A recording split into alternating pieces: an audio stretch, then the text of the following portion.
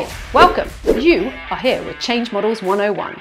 I'm Nicola Graham for Be Change Limited, and I thought I would like to give you the lowdown on my top 10 chosen change models throughout the last century.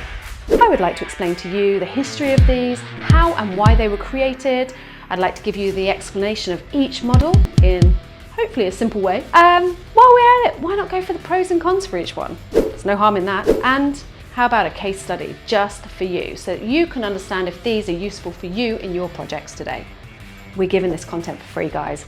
You go ahead, click and subscribe to our channel for more useful information. Let's get going.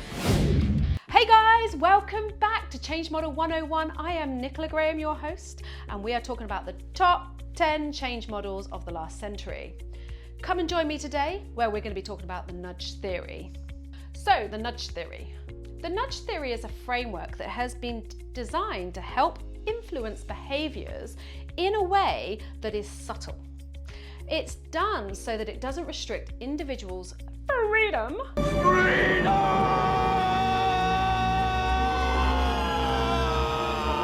The idea, the concept of this framework is that it helps in understanding how people make decisions so that policymakers, businesses, organisations can design a great environment for people to be happy, healthy, and have a better attitude and behaviour to that environment that they're working in. It was designed in 2008 by two guys. The first man was a man known as Richard H. Thaler. He was an economist, I can never say that word right, and he was also designing this nudge theory with one of his colleagues known as Cass R. Sunstein. Oh, I hate trying to say names all the time. He was a legal scholar, and these guys wanted to find a way to influence people's behaviours in such a subtle way without coercion and heavy-handed regulations so that people had that subtle intervention without feeling forced. So I have a very interesting fact for you about the nudge theory. Do you know that Google headquarters actually used this very framework when it comes to the design of their cafeteria? That's right, they used this in their cafeteria. And I personally have seen this too. What they did to help nudge people to influence them in a positive, subtle way to make better, healthy decisions, they put all the healthy foods at eye level, so people naturally saw the healthy foods, and they actually reduced the size of their plates so that people were putting less portions onto their plates. Ultimately, this gave their Google employees an ability to behave healthier than they would have had they not done that. Interesting, right? Okay, so I'm not gonna lie, the nudge theory is one of my personal favorites. I really find this useful in businesses. And we're gonna go through some of the examples and use cases that you might feel would justify being used in your projects. But let's look at some pros and cons. So my 3 pros that I pulled out of this one is, first and foremost, it's cost effective. You can make a small adjustment for a very little cost, and also time, involvement, inclusion. You know, there's little there's not a great deal of time and cost required for you to potentially have huge impacts on the way people behave to a certain thing. Okay, so I do find that actually it definitely has good bang for its buck. My second pro is that it perceives this freedom of choice. And essentially what you're doing is you're providing these subtle nudges without forcing people, and it gives them that ability for their autonomy and freedom. That name keeps popping up, doesn't it? Thank you, Mel. A freedom of choice. So essentially you have this ability to ensure that you have happier people around you because they aren't being really shoehorned into something they don't want to do. And the third one is it's positive reinforcement. Okay, this is not punishing people. This is really praising positive behaviours, and it is not singling out those who have a negative behaviour to it. It's ensuring that everything that's reinforced is always on a positive manner. However, that leads on to some of the cons for me. So the first con for me is the effectiveness of this varies. Okay, so what can happen in one situation may actually lose its potency as you go along. If we use the Google cafeteria example, originally when people turn up to the cafeteria, they're going to see this healthy option. But as repetition proceeds and they continue to see the healthiness, they'll start to look lower and realise that actually all the naughty stuff is underneath. True fun fact. It will need readapting as time goes along. Another con for me is the perceived manipulation. Okay, so if you don't do this well enough, people are going to really think that you are, or they're going to see through it and think that you're manipulating them, and that will lead to mistrust and resentment. Again, if you go into a Google cafeteria, you may start going, hang on a minute, I'm a grown-ass woman, and if I want to eat a chocolate bar, I'll eat a chocolate bar, thank you very much. So you might just find that it perceives quite a negative connotation to the whole thing. And then the other one is the limited scope. So what the nudge theory does is it really acts as this surface level, this surface layer, if you will, but it's not really addressing the organisation underneath, the behaviours of the people, the processes, and because it's not tapping down into that level, you could actually misconceive the strength of the nudge theory because it's not just the one tool in your arsenal as such. You know, you do need more options that are going to look at all of the underlying things as well. So, how about we look at a case study? Be right back. Okay, now let's look at what exactly the nudge theory is. And if you've watched any of my Change Model 101s before, you'll know I'm really good at really fast drawing. So let's go. This is where we go into fast forward. And just like that, the nudge theory.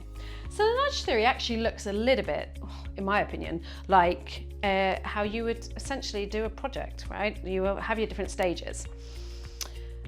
You have a start, you have an end, and then you have these 5 different areas that you really want to look at assessing along the way.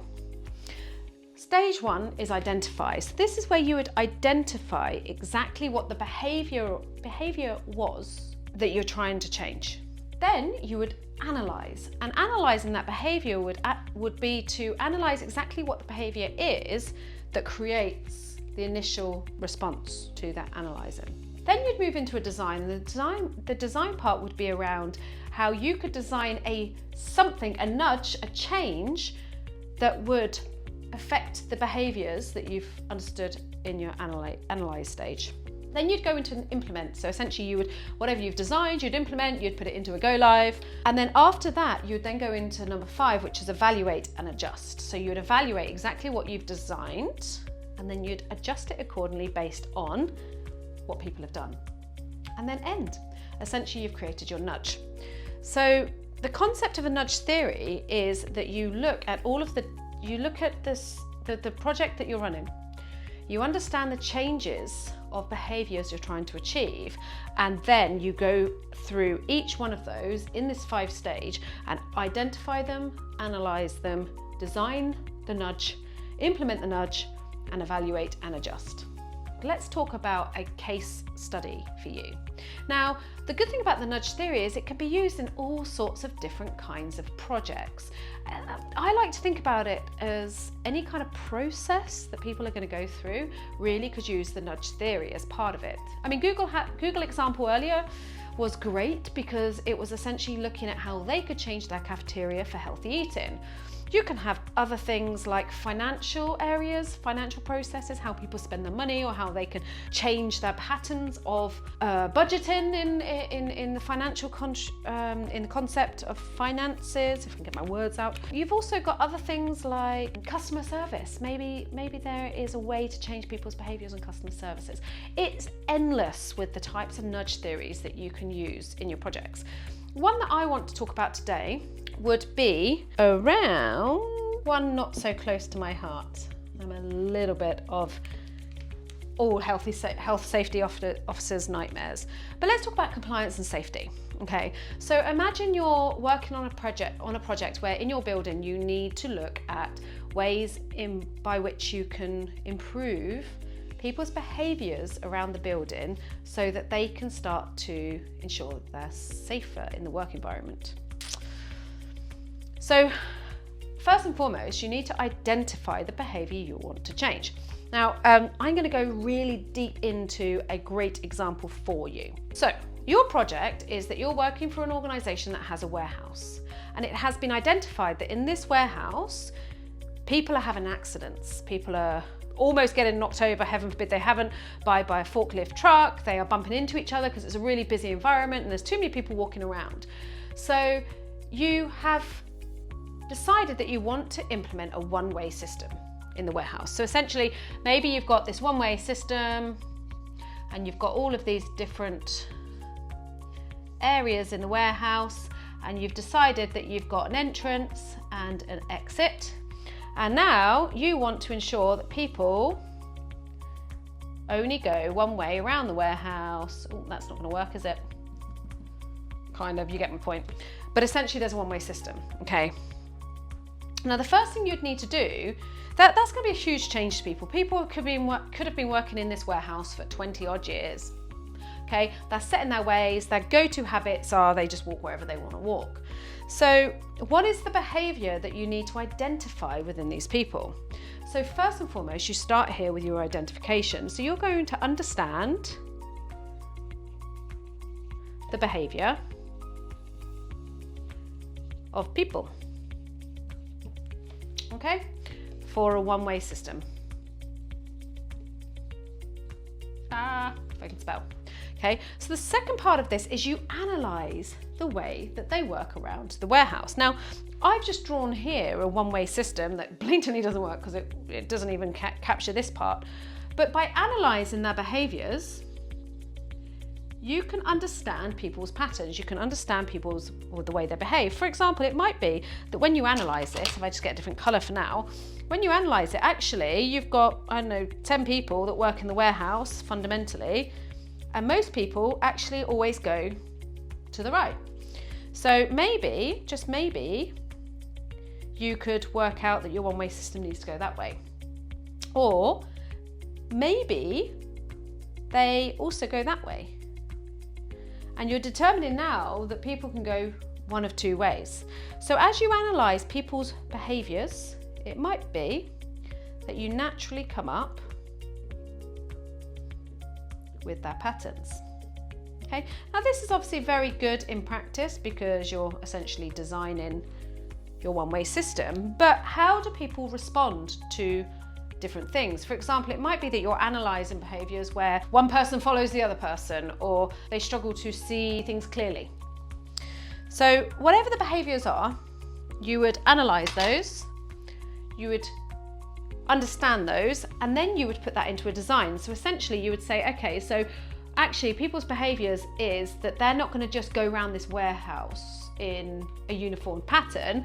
We're going to have to design a one-way system with arrows, with wardens, with signs, with tape on the ground, etc. So you design all of the patterns based on the behaviours they have currently and what you want to achieve as the nudge, okay? And at this point, this isn't you saying, guys, we're doing a one-way system, this is the way it needs to be, you're going to follow these rules. What you're going to do is you're going to understand what you can implement softly and subtly so that they naturally follow that. So it might be that you then implement arrows on floor. It might be that you implement warning signs about hazards. It might be that you add visible vests. And all of these different things could be subtly put into this warehouse, could just be these little smaller suggestions.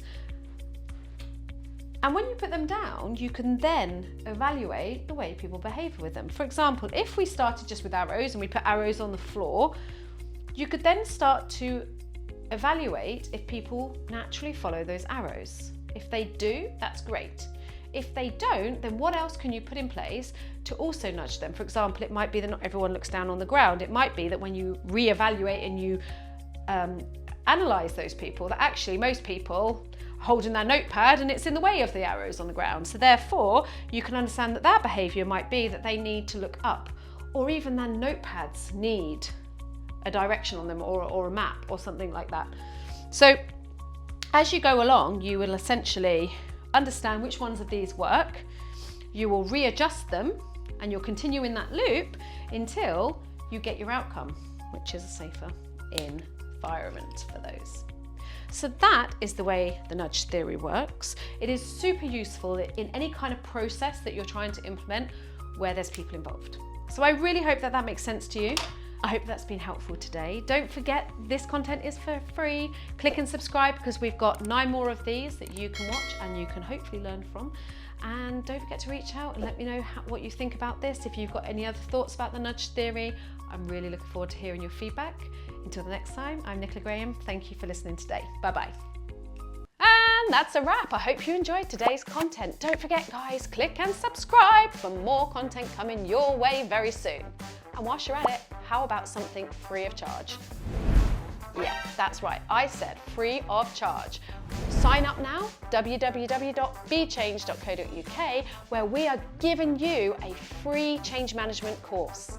That's right, the Build, Excite, Equip Foundation course, where we will educate you within 2 hours exactly why change management is crucial to project teams, but also how project teams can do this role within their existing activities. That's right, you truly can take people on that journey with you in your projects, and you can improve your project success. I promise you improved return on investment.